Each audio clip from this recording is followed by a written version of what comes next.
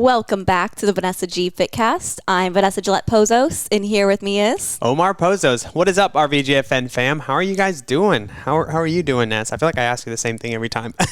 You have your routines. I'm not going to blame you.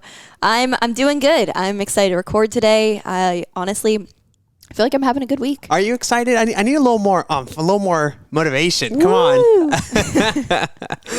Yeah, that was, we'll bump up the energy a little bit. I love it. I feel like a good way to always pump up the energy is for me to tell a story. So I'm going to tell a story. I don't think you've heard this story before, Omar.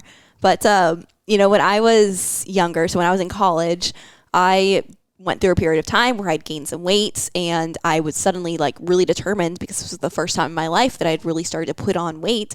And so I was like, oh my gosh, I need to get this weight off. I need to get my act together. So of course, like any young college girl, I was just looking online, researching, quote unquote, not great research, probably looking on like Pinterest and Instagram for advice. And of course, from there, I realized, okay, if I need to lose weight, then I just need to burn more calories. I kind of understood the concept of burn more than you eat and you will lose weight. I understood the concept of calories in, calories out. And so, of course, what did I do? I just looked for every opportunity to start to move more, because I assumed that that's the only way to burn calories, is just to move your body more, exercise more, just get as much movement as possible. And so I went home for summer, and I temporarily worked for my mom in her office, actually, for a month. And she would just have me do all these different tasks and things for her. And I got her to just basically put me on the duty of just running all these errands for her. And the reason I did that was because I did not want to be sitting still at a desk. I was like, if I sit still, I'm going to start to get fat. So I need to stay moving, right? So I remember she would have me run to Target to pick up some things that they needed for the office, or run out to Staples or whatever it was. And every time I'd go, I'd park in the back of the parking lot, and I'd really walk the whole store, but it gets better. So then I at that point was all right, this isn't doing enough. I need to burn more calories. So somewhere along the lines, I had heard about using ankle weights. Oh my God. So did you wear them to work? I went to Target. I bought these, of course, and I don't know why I did this, but they were neon green too, so you couldn't miss them. They were huge. And now every single day when my mom would send me out to run errands, I would put on my ankle weights, and as I would get out and be walking around the store and everywhere, I always had ankle weights on, and people would look at them because they probably looked crazy. But I was I don't care. I am getting in more movement. If I was standing waiting in line, I was going to do calf raises. Oh my gosh, Ness. Oh my gosh. 18-year-old Vanessa is... Yeah, she was sad. And the thing is, it didn't really do much for my body. Surprise, surprise. But the reality is that most women make this mistake when they're I want to lose fat. I want to get leaner. So what do? I understand that if I burn more calories than I eat, then I'm going to lose weight. So I'm just going to start doing more. And then if that doesn't seem to make enough of a difference, I'll do more. And I'll just keep doing more and more and more. And while theoretically that can work for a period of time of just doing more and more, eventually your body adapts to that anyway, so it's not a great approach to take. And when we're talking about moving more to burn more calories to lose fat, that's really hard for most people to do when they have jobs, they have families, they have other just things going on in their life. So that's why, at VGFN, we are all about working smarter, not harder. I love that. And that's why, most of our clients, when they first come in, we end up starting them with our 90-day Metabolic Reset Method, because that's really where we can optimize things to get their body burning more calories without them having to just spend hours in the gym, so that then they ultimately can lose fat without necessarily doing so much more and just spreading themselves so thin. Yeah. And I think, honestly, because I've done something similar, mine wasn't around ankle weights or anything like that, but mine did involve one of those, boxing sauna suits. Oh my gosh. So I did wear one of those, and it's gross. You sweat out all the water, and you're like, oh my gosh, look how much progress I'm making. Oh, you think you're just losing fat because you're sweating. Yeah. And then you come home and you drink, a glass or 2 glasses of water, and then you're back to basics, right? But I think it's important to highlight the fact that, I think the reason that people get in this mindset of doing more is because the pendulum kind of swings a little bit. And what I mean by that is, you go from maybe being on the couch all the time, not doing anything at all, to now you're like, well, if sitting on the couch has gotten me here, now I need to move so much so that I can actually burn the calories and have the body I want, right? And again, theoretically, sure, it makes sense, but your body's so much smarter than that what ends up happening is your body adjusts to that, level of exercise or that little bit of eating or whatever that looks like for you. So then you plateau and you're like, well, I just need to do more. And then you get caught up in this cycle that's not only not sustainable, but it leads down a path of like a bad relationship with food or exercise. And then you go back to square one, you go back to the couch because it's no longer sustainable. And you're like, well, I already tried that. I already tried the couch. Like, this isn't for me. Or you just give up because your approach just wasn't sustainable. So it's not necessarily about you or the person that you are. It's just things maybe can be done, like you said, smarter, not harder, if that makes sense, Yeah, exactly. And I kind of went a bit on a ramble there. No, so I apologize. It. Sauna suit was worth it. Well, so, let's talk about some strategies. I want to actually give out 4 specific lifestyle or nutrition strategies that our listeners can take home, can do from home, can do on their own to help their body, teach their body to start to burn more calories today. These are really simple things. So number 1 is let your body know that there is plenty of food around. So your body's main job is to keep you alive, right? It is a survival machine. Yeah. And I'm smiling. And if you guys are watching the video, it's because when Vanessa puts me on the spot like this, I'm like, I don't know. What do I need to respond like here? So it puts me on the spot. But yes, it's a survival mechanism. Absolutely. Keeps you alive. Yep. So if you're not giving your body enough food, if it feels like there isn't food around because you are starving it, you're dieting, you are just consistently always trying to eat less and less and less, what is your body going to start to do? What's going to happen to your metabolism? It slows it down. Exactly. So if as a survival mechanism to keep you alive. Yep. So your metabolism slows down. Now, the opposite of that is also true. If we want to burn more calories, we want to speed our metabolism up, we can show our body that food is plentiful, that food is available, that we're not starving it consistently over and over and over again, and it will learn to burn more. It'll adapt in the right way. It's just like if you have a piece of technology. Let's talk about, we have our laptops in front of us. Which we just ordered some new laptops, so I'm excited for our new, faster, oh my God, our laptops are both old, and we both get so angry at them because they slow down so much. So we're finally stepping up. We're rebooting our systems here. Yeah. But no pun intended. If we're really talking about any laptop, if you are just using your laptop, it's not plugged in or anything, after a while, you're gonna notice that the screen starts to dim, that it might get a little bit slower on some of like the background apps and things, and that's because it's conserving energy as the battery is going down. Yeah. Now, if you keep it plugged into the wall, so the battery is always staying up, then the screen always stays bright. It's always running quickly and fast. That's because it has enough battery, has enough energy. So if we give our body enough energy from food, it's going to run faster. It's going to burn more calories. Now, it runs at optimum performance. And notice how I didn't say normal performance. It runs at its best performance that it can. Exactly. So what does this look like in practicality? How can our listeners here actually use this concept? So when we're talking about, wanting to lose fat, wanting to lose weight, and, dieting, cutting calories, calorie deficits, all these things, you cannot perpetually be in a calorie deficit. You cannot perpetually restrict your food. You cannot perpetually try and lose fat. Your body will stop responding. It'll slow down the metabolism. We have to follow what I like to call it the 1-to-1 rule. And this is a ratio of if you spend 12 weeks in a calorie deficit intending to lose fat, you need to spend at minimum another 12 weeks fully at your maintenance calories, feeding your body up, showing your body that its food is plentiful, food is not scarce, and that'll teach your body to burn more calories. So that's what we're looking at here when we're talking about this first hack of teaching your body to burn more calories is show your body there's plenty of food around.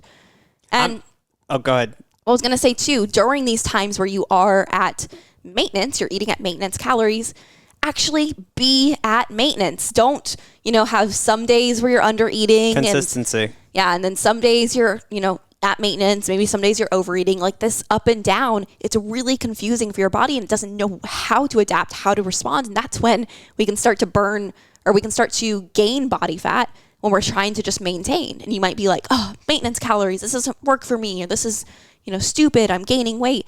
Like the reality is most of the time it's just because you're not consistent, unfortunately. Yeah. And I was going to say, one of the things that we always get when we talk to people on calls or whatever is, Vanessa, like I'm not, intentionally eating less, like I'm eating this much. But at the end of the day, whether it's intentional or unintentional, if you're just not eating to the point where you can show your body that there is plenty of food coming in, it doesn't matter what you're doing. Like you said, if you're not consistent with it, things don't progress. Things don't change from there. A perfect example for me is, and I think I've mentioned this before, but I work with Kat, who's one of the coaches on our team.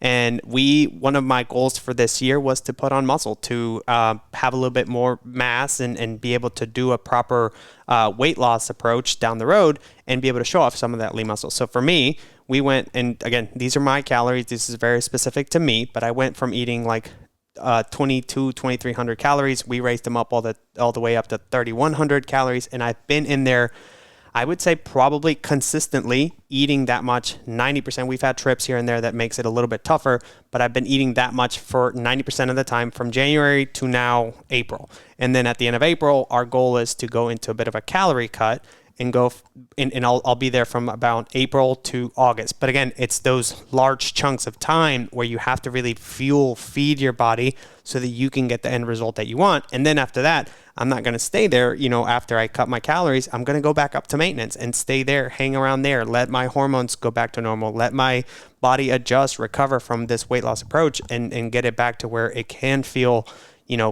safe to be operating at its optimum performance, if that makes sense. Exactly. It's phases. And within each phase, whatever the kind of goal or strategy of that phase is, you're consistent with that strategy. And that is the point of this. And, what also kind of helps with sending your body this message of consistency is also, if we're looking kind of like micro at each day to day, we want to make sure that our meal frequency and meal sizes, meal timing is also consistent. Of course, during different phases, it might change, but we don't want it necessarily changing from like one day to the next and just completely at random. If we're under eating during the week and then overeating on the weekend, or we're under eating during the day and overeating at night, again, you're sending your body mixed signals. And a lot of times it's going to result in body fat gain and a slow metabolism. Two things that you probably aren't trying to get out of this process. But that's number one. So number two, our second hack to teach your body to burn more calories, it actually falls right in line with number one, but this is make your body feel safe. And again, this falls in line with our first hack, and that's because really when we're talking about feeding our body up, really showing our body that food is not scarce, that food is available, that's a way of showing our body also that it is safe. Because if we are getting our body to feel safe, then that's going to help boost our metabolism. It has a lot of metabolic benefits if your body's health and hormones and your stress receptors and everything are in a good spot, which is going to respond to how you make your body feel. So what does this actually look like in practicality? Like, what are we really talking about here, guys? Well, I want you to always think about when you are eating your meals, we want to eat in a relaxed state. There's really two states that the nervous system can be in. The first one is fight or flight. That is your sympathetic nervous system state. And that is the one where when you're stressed out, when you're running around, when you're thinking about a bunch of different things at once, that's the state you're in. The other nervous system state is rest and digest. That is your parasympathetic nervous system state. And so you can only be sympathetic or parasympathetic. Those are the only two options. And if one is called fight or flight, the other is called rest and digest, which one do you think is better to be eating in?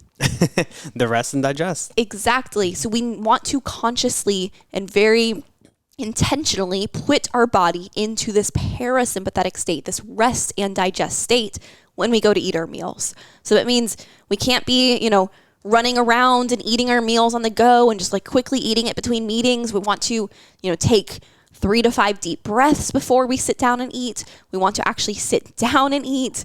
If possible, we'd never want to eat on the go. I know that, of course, life happens. There's going to be instances where you do. I know for me, sometimes I have to. But guess what? If I'm eating on the go, then I'm probably having a smoothie or something like liquid, something that's really easy for my body to digest, because I want to make that process as easy as possible. I'm not going to sit and eat a salad in the car if I can help it. Like, Not a good idea. Yeah. Even one of the things for me that I have started to work on, and I'm going to say work on is because I'm not very good at it quite yet, but even just slowing down and chewing my food, like actually chewing my food. I worked in food and beverage like growing up, and we were taught to like, eat on the run and, go.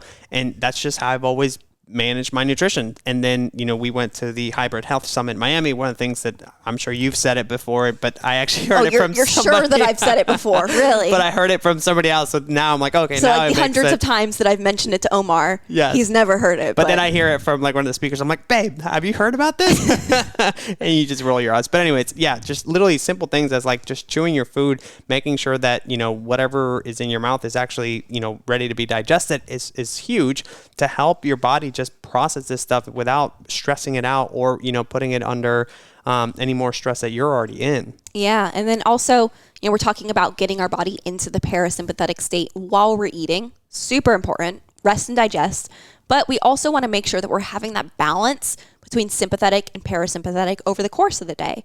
So that means doing different stress relieving tactics, whether it's meditations and like gentle yoga, maybe prayer, maybe going out for silent walks, whatever those things are that work for you, doing these types of things on a daily basis to help your body relieve of stress, and then optimizing your sleep. Those two things are going to be huge for helping your body burn more calories. And I can really even use myself as an example here. If you guys are like, like that sounds like, I don't know. That sounds like voodoo stuff. Oh. I feel like that's what people always are like, oh, I don't think that sounds real. Like that's the voice of like, real. Yeah. That doesn't sound real. But here's an example. So a year ago when my body was really overstressed, my cortisol was completely tanked because I had overstressed my body. I was eating about 2,200 calories and I was rapidly gaining weight. I tried to cut my calories down to about 2,000. I even went as low as 1,800, which in the past I've been able to very easily lose weight on. And I could not lose weight. I was actually still gaining. So nowadays, 1 year later, I'm currently maintaining my body weight on 2,400 calories. So I'm eating more food and I'm maintaining. I'm not gaining or losing. That's what happens when you optimize your stress and you optimize your lifestyle. So these types of things, they do absolutely work. Your body will burn more calories if you do these things. Number 3, our third hack for teaching your body to burn more calories is help your body digest and detox. So we're talking about digestion here. If you're not going to the bathroom every single day, you're not having a bowel movement every single day, that is a sign that you are not getting rid of the waste products that you need to be getting rid of. It means even like, when we're talking about excess hormones like estrogen, that's how your body detoxifies estrogen is through your bowel movements. If you're not having a bowel movement daily, you are on the fast track to hormone imbalances if you do not have one already. It's going to result in just inflammation because you're not going to be able to detox some of the different, toxic chemicals that we're exposed to just all the time. Just a fact of modern day life. We can ignore it, but it is just the reality. Nothing to be afraid of, but that's why your body needs to be able to detox these things out through bowel movements. If you're not having regular bowel movements, your body's not detoxing and your body is not going to work appropriately. Your metabolism is going to slow down. You're going to have a major downstream effect of things. So what can you do to help make sure that your body is regular, that your digestion is in check? Let's think about our fiber intake. Fiber is huge for regularity. It's really, really important for proper digestion. For most women, I like to encourage them to shoot for around 25 to 35 grams of fiber per day. Now, that can vary, and so I don't like to give out blanket statements. For some women, especially if we're eating a lot more food, I can work them up much higher. There can be a lot of benefits to that for our gut health. But I really do say work with a coach if you're going to work on amping your fiber up, because there can be, if we're not doing it correctly, it can also have negative effects too.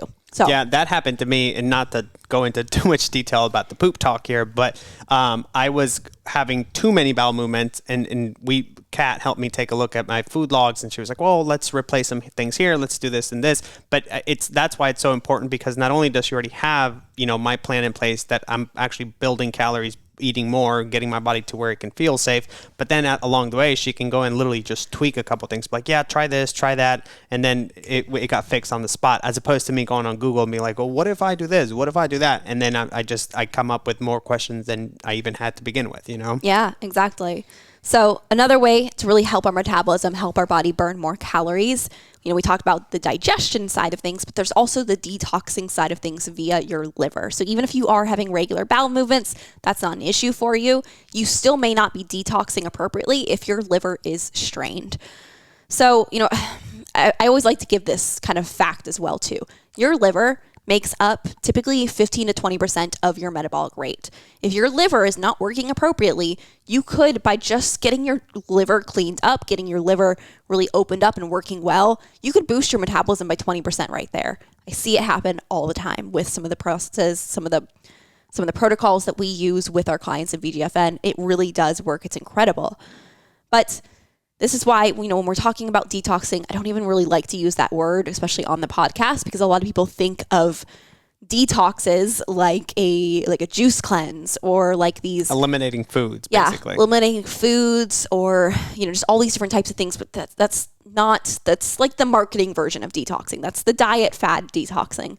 Detoxing, we're just talking about getting your liver working appropriately. Because when your liver works appropriately, now you can metabolize and eliminate these substances that can otherwise be slowing your metabolism down because they're creating inflammation in the body.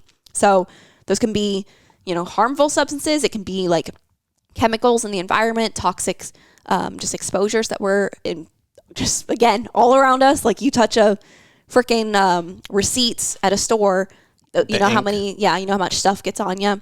Not good. It's all around us. So we don't want to get crazy about it, of course. If we're now stressing about chemicals, we're stressing about toxic substances, now we're going to find ourselves back stressed out again. And it's like, all right, now we got to go back to number 2. But we want to be aware of what can we do to help aid our liver. So thinking about consuming enough cruciferous vegetables every single day. So, like broccoli, Brussels sprouts, bok choy, cabbage. Is celery one of them? Celery, I don't believe is cruciferous. No, okay, never mind. Celery is very watery. Here, I'll look up a list while you continue to talk. Yeah, so we want to improve, make sure that we're having enough cruciferous vegetables daily. Make sure that if you're currently not eating any cruciferous veggies, let's aim for 1 a day. If you're currently eating like 1 serving a day, let's bump it up to 2. Like wherever you're at, let's work on increasing kale, that. cauliflower, broccoli, cabbage, Brussels sprouts. Perfect. Yeah. That's not an exhaustive list, by the way. Those are just some examples. Just what popped up. Yeah, those are very popular ones. Also, this one's kind of obvious, but let's reduce our alcohol intake a little bit. Again, we're not saying you can't drink any alcohol. We're all about having that glass of wine. Like I know, I love a good margarita, love some wine. But we also have to be aware that, hey, if we want to work on burning more calories, we probably need to back that down a little bit. It's going to help your body tremendously by helping reduce the stress on your liver. Now, on the other side of that, though, think about that. If you're not currently going to the bathroom, you're not, getting rid of that excess waste. And on top of that, you're adding in, alcohol, you're adding in all of these toxins to your body, and your liver's just being overworked. Like, how do you expect your body to work for you when it can't even get rid of a lot of this, toxins? You can follow all the fad diets in the world, and you're probably not going to see yourself able to lose weight. And that's why people feel like crap. That's why people feel low energy. That's why people feel like exhausted all the time. It's like, well, what am I doing wrong? It's like, well, let's go back and see what it is that you've been trying to do to get you the results that you've been getting. Yep. And then really like another thing that you can do that is, really it is very simple. It's just looking at reducing our plastics, our parabens, our pesticides, like really just exposure to these types of things that do have strain on the liver. Again, we're not talking about like you have to just completely remove them entirely and like freak out about it. But if little by little, if you're currently eating all of your food out of plastic, if you're currently like heating up all your food in plastic, if you're currently, not buying anything ever organic, you're not washing your fruits and vegetables, these types of things, like if you just make one tiny shift in that area, maybe you start to, put your food into glass meal prep containers. Maybe you just don't heat up your food in the plastic containers. Maybe you, like one thing I learned recently is like with coffee cups, if they have the plastic, like if you talk about a Starbucks coffee cup, just take off the lid so that you aren't drinking it through the plastic because the heat of the coffee through the plastic is really just, the chemicals coming straight in. So just by simply taking off that top, if you can, maybe not while you're driving, because you're going to probably pour Burn coffee yourself. all over yourself. But if you're like sitting at your desk and you can, why not just take the top off? And right there, you're reducing your toxic exposure. Yeah. So, or a lot of times people have like the reusable cups that they'll fill up for them if they get like a normal coffee or something. Yeah. So that's where it's really simple changes that can go a long way over the course of time. And these things don't have to be expensive. It's just making tiny little behavior shifts. Now, that brings us to hack number 4. And this one, honestly, is probably the easiest one of all. That is, utilize the power of protein. I thought you were asking me. Did you see how my eyes just opened up? I was like, where are we going with this? What's happening? Maybe I just like to stress you out. I know. Yeah, number 4 is utilize the power of protein. So I know we've talked about this before, but protein is just an incredible macronutrient when we're talking about teaching your body to burn more calories. And majority of women are under consuming protein. It is just a fact of reality. So protein, it does have the highest thermic effect of food. That one, we've talked about that before. Can you describe what that means? Yeah, essentially what that means is protein requires more calories to break it down than your other macronutrients, than carbs or fats. So like, for example, if you eat 100 calories of straight protein, then you might burn 20 of those just from consuming it, from breaking it down. Wow, it's that much? Off the top of my head, I can't remember exactly the percentage, to be honest. Crazy. I think it's like 15%. Wow. Whereas fats, I believe, is closer to 5%. So if you ate 100 calories straight of fats, you might burn 5 of those calories from digesting the food. So, learned something new today, babe. Yeah, so that's where it's like if you work on just making sure that, and we're not saying now eat all of your food from protein, because that's also going to cause other issues. We need all of the macronutrients. But if you're under consuming protein, and you consistently have been under consuming protein, just by increasing your protein serving sizes, you're going to notice that you are able to now burn more calories. Your metabolism is going to respond appropriately. But the other fact of the matter when we're talking about giving your body enough protein is the use of protein. Protein is used in so many things. It's used to repair tissues. It's used for nerve function. It's used in immunity. It's used in a lot of different processes in the body. So if you're giving your body enough protein to really cover all of these functions, your body is going to prefer to use that protein for all these different functions over storing it as body fat. It just doesn't make sense for it to not actually burn it and actually use it for these different processes within the body. So protein can have a really, really big effect. You're going to notice that you're going to get leaner, you're going to get more toned, your performance is going to improve in the gym, you're going to recover better. So definitely make sure you are eating enough protein. So really overall, like you can do a lot today at home on your own without spending money to burn more calories, to teach your body to do this.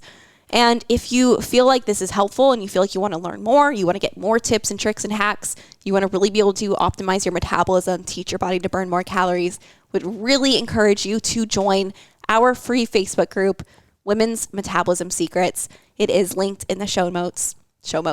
In the show notes. Go ahead and join, and you're going to find a ton of trainings in there already just ready for you. Otherwise, go buy some ankle bracelets and go to Target every single day.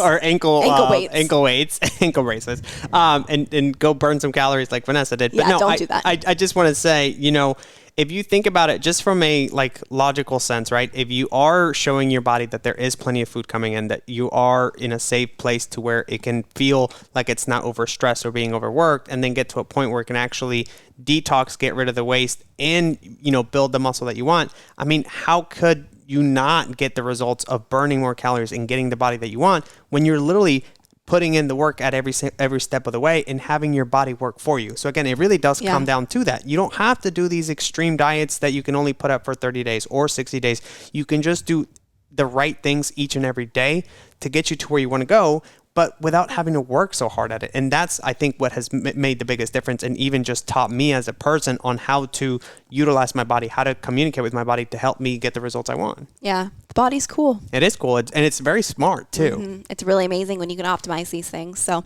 I hope this was helpful for you guys. If it was, do us a favor, send it to a friend, share it on social media, get the word out. But I look forward to seeing you in our Facebook group, Women's Metabolism Secrets. And until then, we will catch you in the next episode. See you guys.